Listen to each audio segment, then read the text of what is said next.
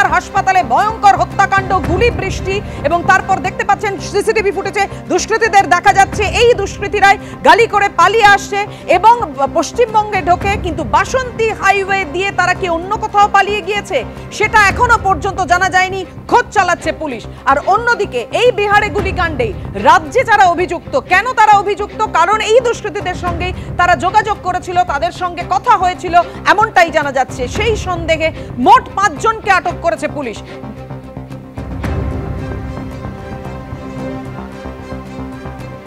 New টাউনে সাপুরজি সুখবৃষ্টি আবাসন থেকে 4 জনকে আটক করা হলো।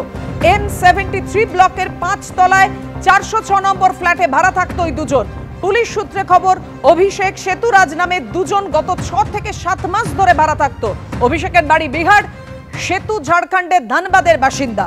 অর্থাৎ বুঝতেই পাচ্ছেন এই অভিষেক ও সেতু একজন বিহারের বাসিন্দা, একজন ঝাড়খণ্ডের বাসিন্দা, যাদেরকে আটক করেছে পুলিশ। ফের সুখবৃষ্টি আবাসনে হানা পুলিশের। এই অভিষেক ও সেতুকে আটক করতেই M70 ব্লকের 3 তলায় 206 নম্বর ফ্ল্যাটে হানা দিয়েছে পুলিশ। ওই ফ্ল্যাট থেকে আরো 2 জনকে আটক করেছে পুলিশ। সুখবৃষ্টি আবাসন আমরা এই মুহূর্তে রয়েছি 5টা 48 থেকে 6টা 30 পর্যন্ত শার্প অপারেশন চলে 2টি ফ্ল্যাট জুড়ে। এখানে একাধিক ব্লক রয়েছে, যার মধ্যে M ব্লক যেটি রয়েছে সেটি এর আগে যখন লাইভে তোমাকে বলছিলাম সেটা তোমাকে দেখাচ্ছিলাম আরেকটি ফ্ল্যাটে, সেটা হচ্ছে M73 5 তলাতে 406 নম্বর ফ্ল্যাট। আমি একবার দেখানোর চেষ্টা করব। এখানে ঠিক যেটা রয়েছে যে এই হচ্ছে রেজিস্ট্রি খাতাতে রয়েছে লাস্ট যেটা এন্ট্রি রয়েছে, ঠিক পুলিশ নামে রয়েছে।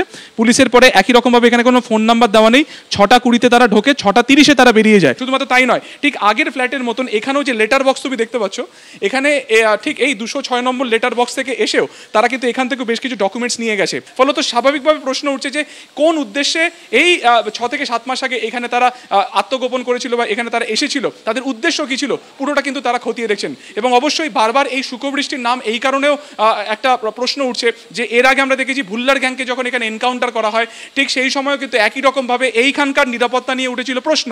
এখানকার যারা আবাসিক তারা কিন্তু সরাসরি প্রশ্ন তুলছেন এখানকার নিরাপত্তা ব্যবস্থা নিয়ে। এই মোবাইল ফোনের যাবতীয় তথ্য খতিয়ে দেখা হচ্ছে যে এই ফোনের মাধ্যমে বা কার সাথে শেষবার যোগাযোগ করা হয়েছিল, বা এই যে 5 জন যারা যুক্ত ছিল, যে তৌসিফ যে মূল অভিযুক্ত ছিল পারাস হসপিটালে গুলিকাণ্ডে, তাদের সাথে সেই গ্যাংয়ের সাথে সরাসরি এদের কি যোগসূত্র রয়েছে পুরোটা কিন্তু খতিয়ে দেখছেন তদন্তকারীরা। পাটনায় খুনের পর গাড়িতে পশ্চিমবঙ্গে খুনিরা, সন্দেহ পুলিশের। যে গাড়িতে চেপে দুষ্কৃতীরা এসেছিল তার খোঁজ চালানো হচ্ছে। পুরুলিয়ার জেলে বসে বিহারের গ্যাংস্টারকে খুনের চক্রান্ত। গ্যাংস্টার চন্দন মিশ্রর হত্যাকাণ্ড, 2টি গ্যাংয়ের রেশারেশির ফল। অনুমান পুলিশের, চন্দনের সঙ্গে বিবাদ ছিল আরেক গ্যাংস্টার শেরু। 2023-এ পুরুলিয়ার সোনার দোকানের ডাকাতি মামলায় শেরু পুরুলিয়ার জেলে বন্দী। এই বিহারের দুষ্কৃতীদের সঙ্গে যে বিহারের কুখ্যাত দুষ্কৃতী এই মুহূর্তে পুরুলিয়া জেলা সংশোধনাগারে রয়েছে, অর্থাৎ শেরু সিং, তার সঙ্গে যোগ রয়েছে। কিভাবে যোগ রয়েছে যেটা তদন্তে উঠে আসছে যে এই যে ঘটনা ঘটেছে বিহারের হাসপাতালে, যে শুট আউটের ঘটনা ঘটেছে, সেই শুট আউটের ঘটনার প্রধান চক্রান্তকারী মনে করা হচ্ছে যে হিরো নামে এক কুখ্যাত দুষ্কৃতী হিরো এই মুহূর্তে গয়া জেলে বন্দী রয়েছে। এই হিরো হচ্ছে শেরু সিংয়ের একেবারে ঘনিষ্ঠ সহযোগী। এই শেরু সিং কুখ্যাত দুষ্কৃতী বিহারের এই যে দুষ্কৃতীদের দলটা সে চালাতো এবং সেই হচ্ছে মাথা, এবং তার সহযোগী হিরো যে গয়া জেলে বন্দী, এই হিরোই এই গোটা হামলার ব্লুপ্রিন্ট তৈরি করেছে এমনটা পুলিশ মনে করছে। আর সেই কারণে পুরুলিয়া জেলা সংশোধনাগারে এসে পুরুলিয়া জেলা বিহার পুলিশের STF এর পক্ষ থেকে শেরু সিংকে জিজ্ঞাসাবাদ করবে এমনটাই আমরা জানতে পাচ্ছি। তার পাশাপাশি যে গাড়িতে করে দুষ্কৃতীরা এই রাজ্যে ঢুকেছিল, বিভিন্ন সিসিটিভি ফুটেজের সূত্র ধরে সেই গাড়িটিরও হদিশ চালানো হচ্ছে।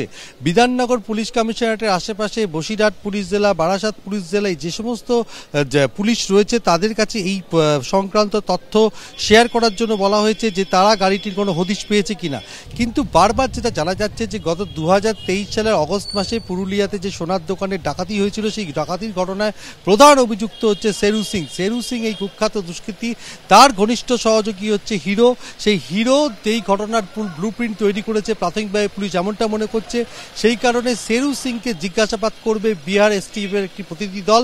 তারা পুরুলিয়া জেলা সংশোধনাগারে যাবে এমনটাই আমরা জানতে পাচ্ছি, এবং তারা পুরো যোগসূত্রটা জানার চেষ্টা করছে যে এই যে পুরুলিয়া জেলা সংশোধনাগার এবং গয়া জেলে বন্দী রয়েছে হিরো, তারা কিভাবে এই হামলার সঙ্গে যুক্ত সেই ছবিটা স্পষ্ট করতে চাইছে বিহার পুলিশ।